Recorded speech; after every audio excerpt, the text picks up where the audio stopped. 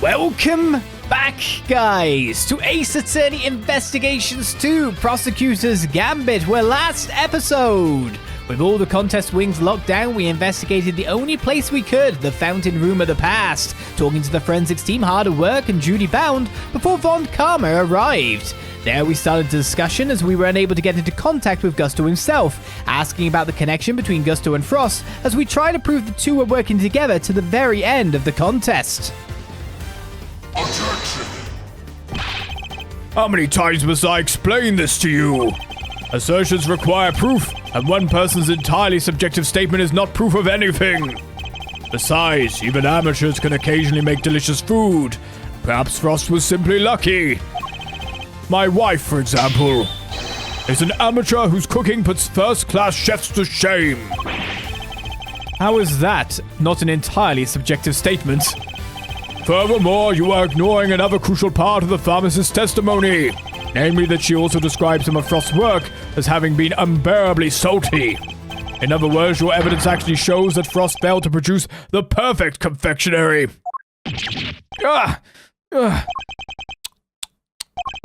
No more objections, I take it. There must be some way I can prove that Gusto and Frost were still collaborating. Mr. E, there's something that's been on my mind. Yes? What is it, Eddie? Mr. Frost's entry for the finals, wouldn't it have taken a while to make? I would imagine so. Making flavored water, freezing it all, and then carving two whole sculptures? Could he really have done all that and helped Mr. Gusto with his work? If it was me, I'd have barely gotten as far as setting the flavored water up to freeze part. Just can't see how Mr. Frost could have pulled it off. Perhaps there's some loyalty instinct in you after all, Eddie. Your ponderings certainly point to another possibility.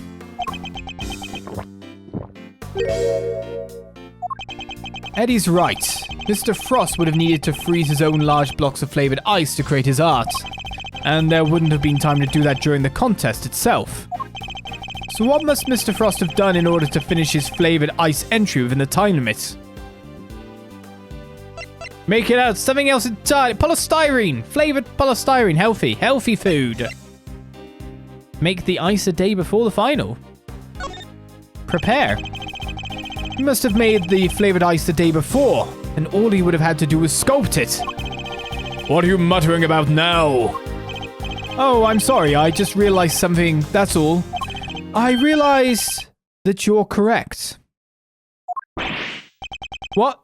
Mr. E! I hope you know what you're doing. Oh, accepting defeat at last, are we? The only thing I'm accepting is that perhaps one of the things you said was true. They were helping one another right up until the day before the final. Just as you said, the day before the final really did mark the end of their collaboration. Mr. Frost's entry was carved entirely from blocks of flavored ice. Ice which would have needed at least a day to freeze, and whose flavors would therefore have already been prepared by Mr. Gusto. Yes, which lines up perfectly with what Gusto told me, that he helped Frost until the day before the final. In that case, why didn't Mr. Frost reciprocate and help Mr. Gusto in return? I can hardly be expected to read the minds of the dead. Objection! Perhaps not, but I imagine Mr. Gusto could tell us, so why don't you let us speak with him? Or do you still insist your interrogation was as far as your claim? How dare you call my methods into question? That's not my intention. I just don't understand why you would obstruct a perfectly valid line of inquiry. Give me one good reason as to why you're keeping Mr. Gusto from me. One good reason? Certainly. The how and why of Frost and Gusto's collaboration have absolutely no bearing on this case. Objection! How can you possibly say that with any certainty? If their relationship had broken down for some reason, that could very well have been the motive behind this murder. Objection. Could it indeed? Then why did Gusto himself tell me all about it? Why did the man you seem so keen on accusing share the details of his collaboration with the prosecution. Please tell me you have some proof to back up your preposterous suspicions this time.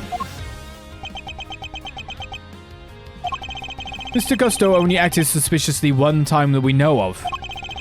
And I imagine Mr. Von Karma is aware of exactly what that suspicious action was. Which means this is probably a trap. Well, cat got your tongue. But even if this is a trap, I can't back down now. Mr. Gusto snuck into Mr. Frost's room, and we still don't know why. That fact alone is reason enough to suspect him. If that's your only concern, then allow me to clear it up for you. I knew it.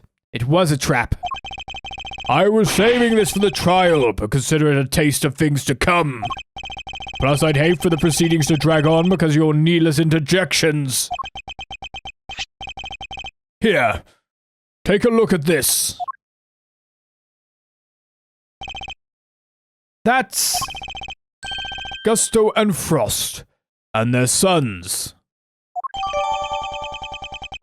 Family photo added to the court record. A photo of Frost, Gusto, and their sons. Gusto's son visited his father daily up through the semi-final.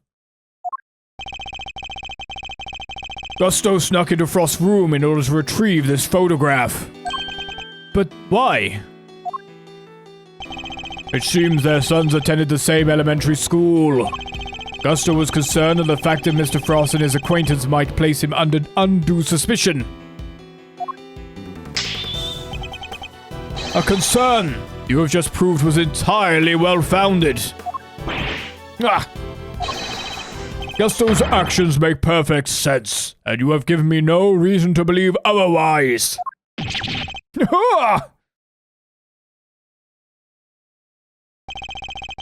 He's never going to let me talk to Mr. Gusto.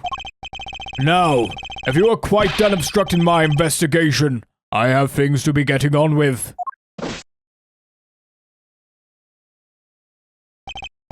That smug, self-righteous jerk.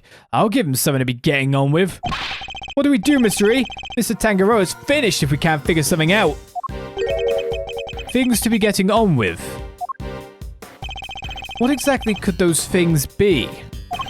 He has a body, a murder weapon, and a suspect in custody. If the prosecution means to pursue Mr. Tangaroa, surely they have all they need. So why is Mr. Von Karma still investigating the scene of the crime? Something on your mind, Mr. E? We're missing something. Something important. Mr. Von Karma has everything he needs to proceed with a prosecution of Mr. Tangaroa. And yet, he still doesn't seem entirely confident of his case. If he was, why refuse to share information with Detective Bad?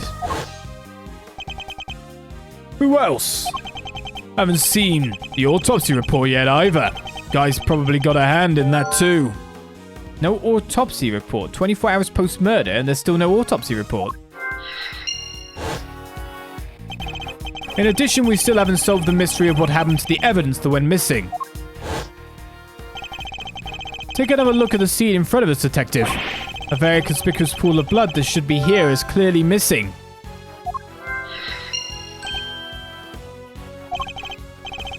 You're right. Don't remember anybody mentioning they removed the blood along with the body. Evidence that turned up not in Mr. Tangaroa's room, but in a most unusual place. It's a match. The blood in the fountain is Frost's. So there were no traces of Mr. Frost's blood left in Mr. Tangaroa's room. Yet we found some in the fountain instead. Why? Time to connect some stuff then. Well, I guess it's blood in the fountain. With missing victims' blood. Blood and blood.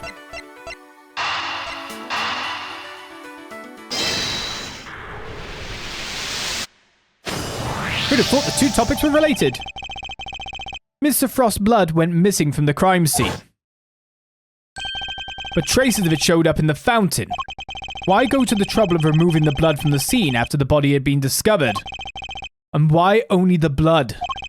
Surely the body would have also been in the way. Wait, Could someone have moved the body aside to get to the blood?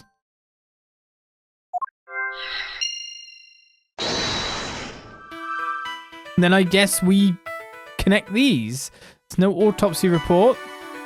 24 hours post-murder and the body moved aside. How are these necessarily related? They were obviously truly related because we've been put in this point you can't even leave it. But still, I'm just trying to figure that out. The movement of the body has corrupted the scene so they can't use the autopsy report stuff is the most likely thing I'd have thought. Unless someone just took the whole body. But we know the body was there.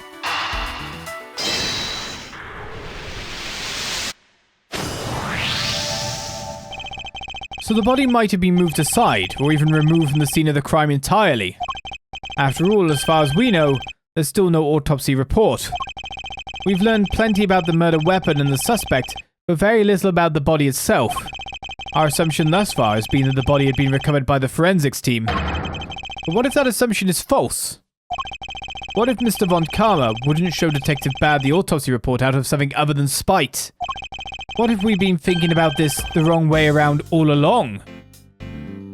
I mean, yeah. Don't do an autopsy on a live person. I don't know. What's true? What's not? Was it definitely dead? I don't know. Very confused now. Could it be a faking death? Could I now be looking at things the incredibly wrong way around? The question isn't why did Mr. Von Karma hold back information about the body? It's did Mr. Von Karma even have any information about the body in the first place? How do things look from that angle? Perhaps the body hadn't been removed by the police in order to carry out an autopsy. Perhaps it had already been removed and hidden away by the culprit before their arrival. I love how I've gone from the body just being moved or taken away so the police never got to it to he's alive! That's a bit of a leap, sir. Maybe we should calm our jets a fair bit.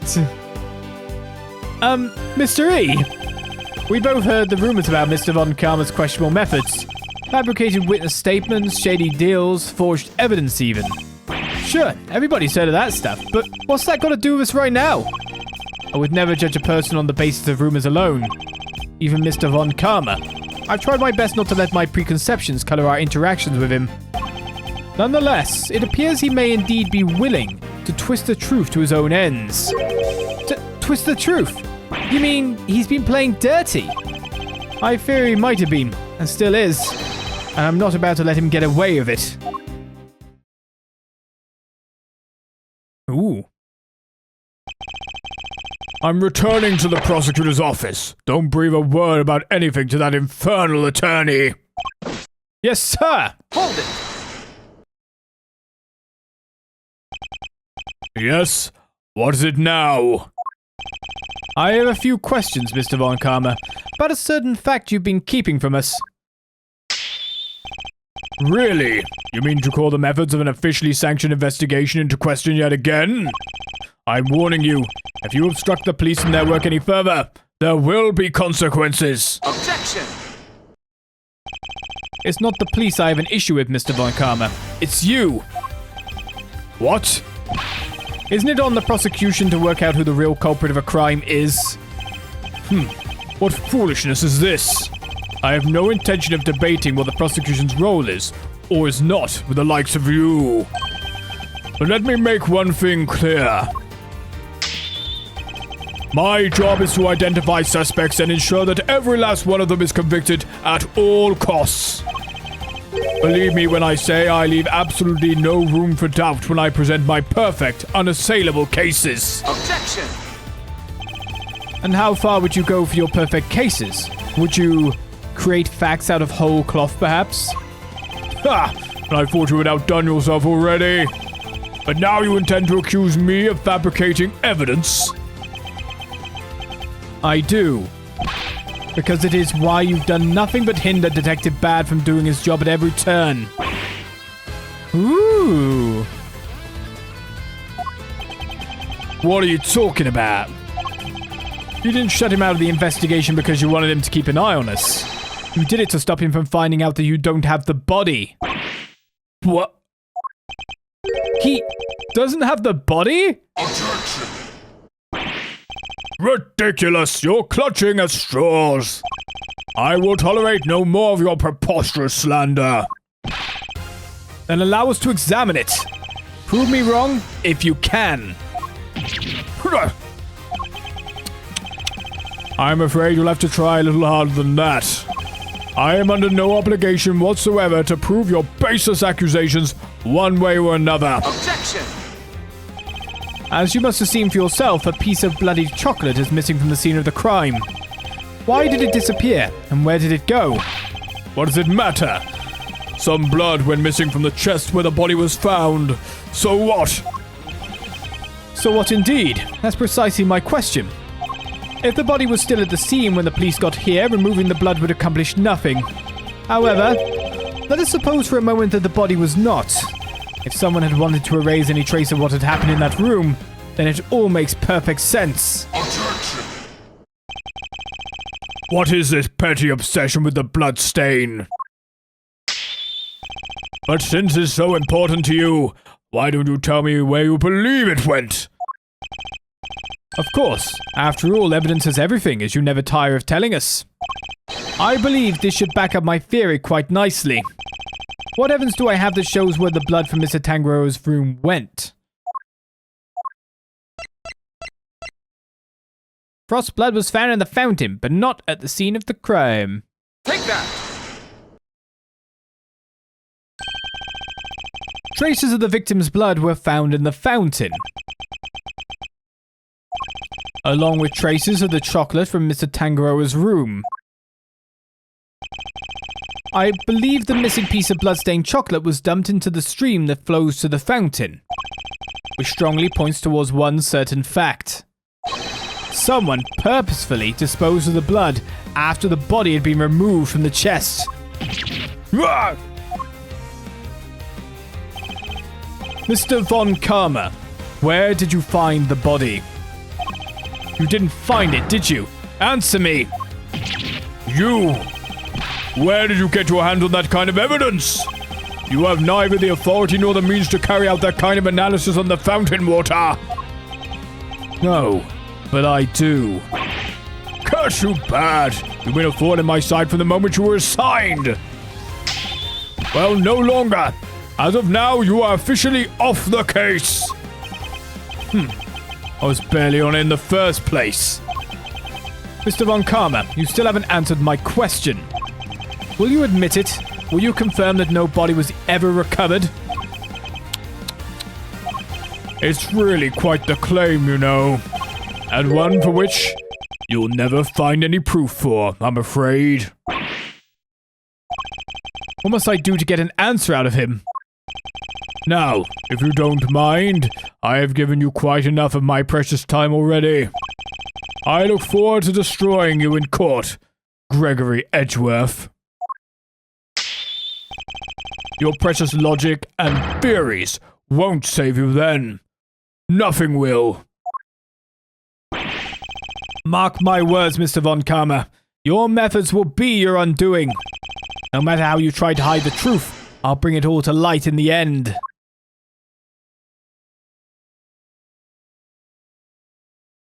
He's going the long way round, is he? Oh, he went out that way. Forgive me, Detective. I didn't mean to put you in a difficult position. Don't sweat it. It was always going to end this way. Honestly, nobody's ever sidelined me the way he did before. First time for everything, huh?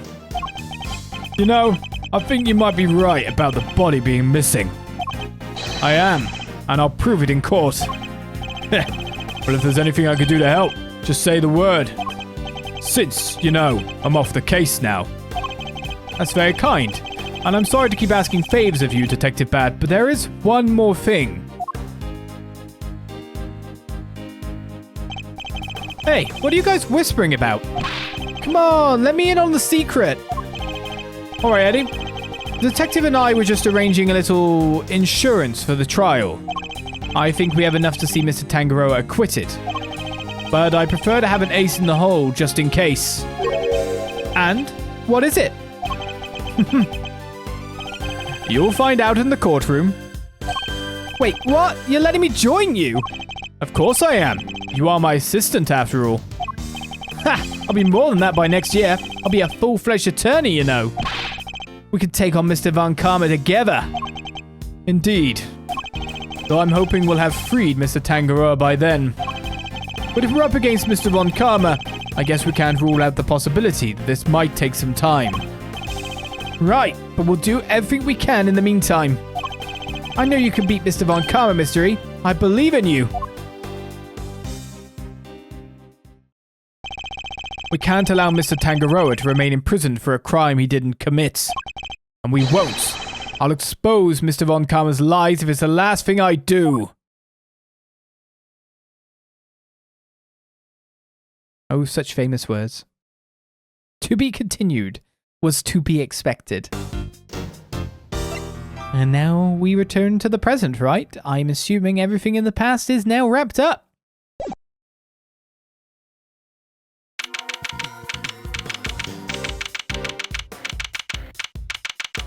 Back in the Zodiac. Ooh, what's that at the top left? And that's pretty much how things went down. Those are the facts of IS-7 as far as I'm concerned. I'm finally learning the truth about my father's last case. So what happened at the trial? Well, we lost. Von Karma did a real number on us. Really? You couldn't prove that Mr. Tangaroa was innocent? Oh, we could prove it all right. Had a decent little pile of evidence in our favor. Problem was, we underestimated Von Karma. He fought even dirtier than we'd feared. I can imagine. Secure a conviction at all costs. That was always his guiding principle. Yeah. Ain't that the truth? Anywho, the trial dragged on and on. Whole thing took about a year in the end. I'll never forget the day the verdict came down. December 28th that following year. It's April now, so... Oh, mama. We're talking over 17 years ago. Time sure does fly, huh? December 28th. I was there that day 17 years ago, sitting in the courtroom gallery. Just before the trial got started, Gregory noticed that Samson was looking even worse than usual. Turns out, the poor guy had finally reached his limit. It was so bad, he even said he wanted to be found guilty. Wait, you mean they forced a confession out of him? Yeah, Von Karma got what he'd been pushing for from the very beginning. And when Gregory tried to drop the bombshell about there being no body to speak of, he learned that Von Karma had used the power of the police to head him off at the pass. Even had himself a fake autopsy report, but that wasn't the end of it. Von Karma had gotten Samson to falsely testify against himself to being an accessory to murder in court. Combined with his confession, the poor guy's goose was well and truly cooked. But Gregory still had his ace in the hole, though. The same ace he asked Detective Bad to help him with. Exactamundo. He knew he needed one last card to play if they squeezed a confession out of Samson. So he had Bad record all of Samson's interrogations. I guess Detective Bad really wanted to know the truth too, huh? We all did, but he was a trooper, stayed with the case even after Von Karma took him off of it. He was tied up in some other big case too. Good old Bad. They don't make him like that anymore. Anyway, Gregory presented the recordings as proof that Samson's confession was coerced. And you know what? It almost worked. A cop named Ian Seidman got fired. Samson's interrogator and the initial detective before Bad, he took the fall for pretty much the whole thing. But Von Karma didn't get away scot-free. In fact, he was disciplined by the chief prosecutor. For the one and only time in his 40-year career. Still, Samson himself couldn't stomach another day in court. So when that guilty verdict came down, it didn't just signal the end of that day, but of the whole sad affair. I don't remember a lot myself, but my father's face when they declared Mr. Tangaroa guilty. I was a young child at the time, but even I could tell how much he was hurting inside. Gregory wanted to appeal the ruling, of course. He would have done anything to clear Samson's name. But then, well, you know what happened next. Poor guy, he never got the chance.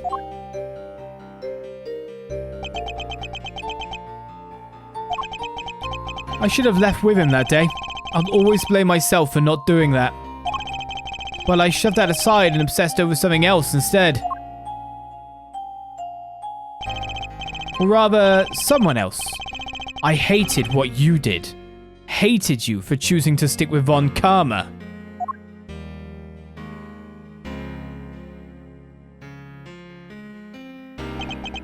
I hope you can forgive me.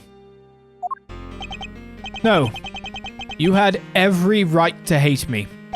I went on to become a prosecutor as planned, and that's when Mr. Von Karma showed me this case file. According to these records, Mr. Tangaroa was convicted as the main culprit in Mr. Frost's murder. Nope, that's not right. Samson was convicted as an accessory to murder. Strange. The file clearly states that he was the perpetrator. Plus, I'm fairly certain that all of Mr. Von Karma's cases were successfully solved. Mind if I take a peek at those? This file's been doctored. The part about the verdict, it's been changed. What? Here, feast your peepers on this. Suspect data. Samson Tangaroa, age 39. Organizer of confectionery contest, victim's body was found inside one of his creations, leading to his arrest. While in detention, Tangaroa discovered that he had a taste disorder, which was subsequently cured via medication. Verdict: convicted as an accomplice based on his confession. Convicted as an accomplice? That's a copy of the file they have on record at the courthouse. Then why is my copy so different? Well, you said it came from Von Karma, yeah? My guess is he didn't want Gregory's son thinking there was a murder out there still at large. Didn't want you looking into it again before the statute of limitations was up. So everything I believed about the case was a lie. Well, they say, we all gotta start somewhere. What's important is you know what's what now. The statute of limitations may have run out, but the truth's still out there, you know. Statute, right? I inherited Samson's case when your old man passed. Prosecution handed it off to somebody else too. The great Von Karma wasn't going to bother facing off against a rookie like me, was he? Anyway, long story short, the killer was never found, and Samson was found guilty instead. That's terrible. Is there really nothing we can do to help him? Not without the real perp, I'm afraid. Till then, his confession stands. Speaking of which, I didn't find out until after the verdict had been handed down, but Von Karma had threatened Samson and made him a deal. Told him if he didn't confess, he'd make sure Judy was convicted instead. How could he? Samson knew there was no way Judy could have done it, of course. But he wasn't going to take any chances, so he did what he was told and confessed to keep her safe. Now riddle me this, Milesy boy. Why do you think your Uncle Eddie just happened to be in the prison the day Bronco Knight died? Ah, that's right. You were there to see Mr. Tangaroa. Bingo! Judy and I both promised we'd visit him every day. I didn't quite keep that promise, but Judy did. She never missed one visit in all these years. Come rain or shine, she always showed up. But none of that changes the fact that Samson is still being unduly punished day after day. How heartbreaking! We've got to do something, Mr. Fender. Well, kiddo, that's actually why we came here. The ice sculptures are back on display just like they were all those years ago. And we're gonna see what we can find out. Right, Milesarino? I'm a prosecutor, Fender. I don't look at these things in the same way as you or my father. Miles. But that doesn't matter right now. Speaking not as a prosecutor, but as Miles Edgeworth. I want to know the truth behind both of these cases. And I'm not leaving until I do. Hey, you really are old Gregory's son through and through. Alrighty then. Now that's sorted, we can really get to work. Good thing I brought the IS-7 case file and evidence with me today, huh? Here, documents first. Who doesn't love paperwork, am I right? The parts in red ink are my annotations. The IS-7 incident case file has been updated by organizer. Thank you, Fender. And here's some evidence for you. Enjoy. There's quite a few, so I'd take a minute to scope them out if I were you. Small amount of evidence from the IS-7 incident received from Fender. Yes, I see. I'll take a look at them in a bit. I should take a look at them right now. No need to defer, but it's basically a lot of the stuff we got before. No accompanying prints, still everything there. They never found out anything in the end at all. I guess the IS-7 incident case file is the one I want to look at the most. Okay, 4 pages of case file. Case overview. Location. Samson Tangaroa's mansion, Tangaroa's room. Date December 24th, 18 years ago. Murder weapon was a rock salt lamp. Prosecutor Manfred von Karma. Defense attorney Gregory Edgeworth. Notes. Statute of limitations expired 3 years ago on December 24th. This is the page we already read about the suspect data, about the convicted as an accomplice based on his confession. So it's the true copy, not the doctored copy. Victim data. Artie Frost, age 38, also known as Poul Halik, under which name he was a renowned sculptor in France. Contested in the confectionery contest. Body was discovered in Tangaroa's room. Cause of death was blood loss following a blow to the head. No detailed autopsy report due to the body going missing. That looks like orange to me. You lied. Red is the bottom marker things. And there's the picture at the end of it all. A picture of the body, which was then spirited away. You definitely dead. I mean, you definitely bashed in the head by the look of it, but that may... Well, I mean, we can't actually see the wound. Is he walking around still? Still alive? Is my most left field thought gonna be the true thought? Probably not. Probably not. But we can always hope, can't we? That would be a weird one. So, with all our case in the past concluded, with the result told to us, and of course the fateful events that then took place afterwards, for someone nearly getting one up over on Von Karma, we now focus on the present to maybe figuring out who did do the murder, maybe getting Tangaroa out of jail, and bringing a win to, you know, Gregory Edgeworth posthumously? I don't know if that will probably mean something to the people in this room, that's for sure though. So, I'll see you next time on Ace Attorney Investigations 2 Prosecutors Gambit. Join me then for more, because until then, I say, bye-bye.